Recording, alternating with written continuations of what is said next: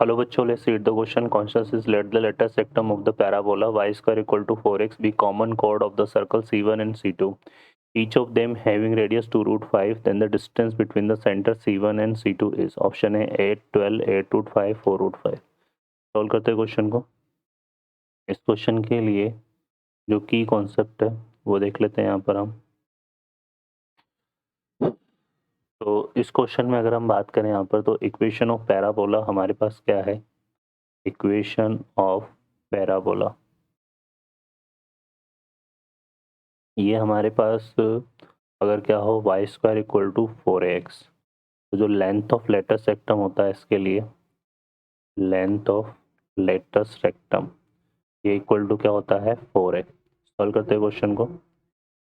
इस क्वेश्चन में यहाँ पे देखिए हमारे पास इक्वेशन ऑफ पैराबोला क्या है. इक्वेशन ऑफ पैराबोला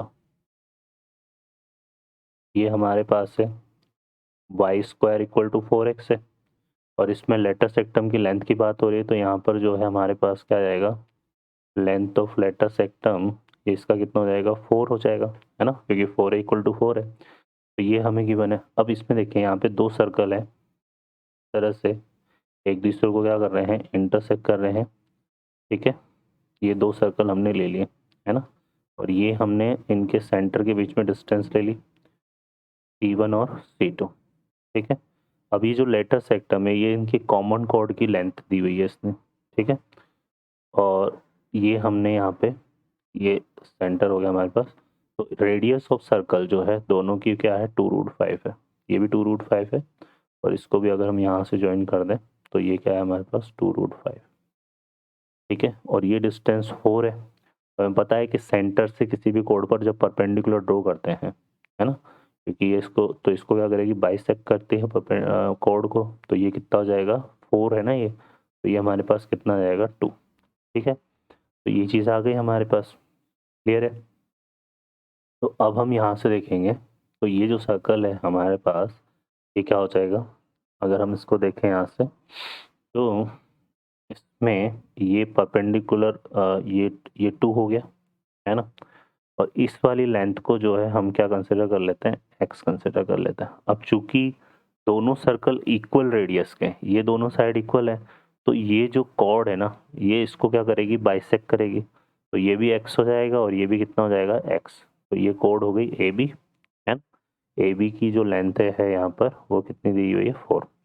ठीक है, तो ये परपेंडिकुलर हो गया यहाँ पर. तो हम रिलेशन फाइंड आउट कर लेते हैं यहाँ से.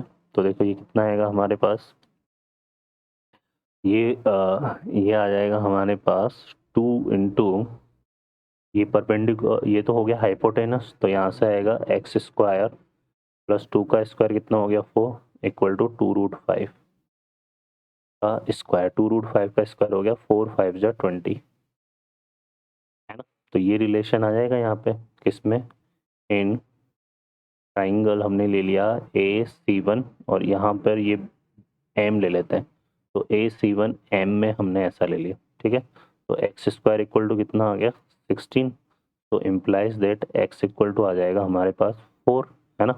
अब x क्योंकि ये नेगेटिव तो लेंगे नहीं ना, लेंथ की बात करें तो x इक्वल टू कितना आ गया 4 आ गया. तो हमारे पास जो C1M है वो कितना आ गया 4 आ गया. तो C1 C2 जो है वो कितना हो जाएगा ट्वाइस ऑफ C1M, तो ये हो जाएगा 2 इंटू 4 जो कि किसके इक्वल होगा 8 के. तो इसका आंसर बच्चों 8 होगा. तो ऑप्शन यहाँ पर फर्स्ट करेक्ट हो जाएगा. ओके बच्चों, I hope you understand well. Best of luck. Thank you.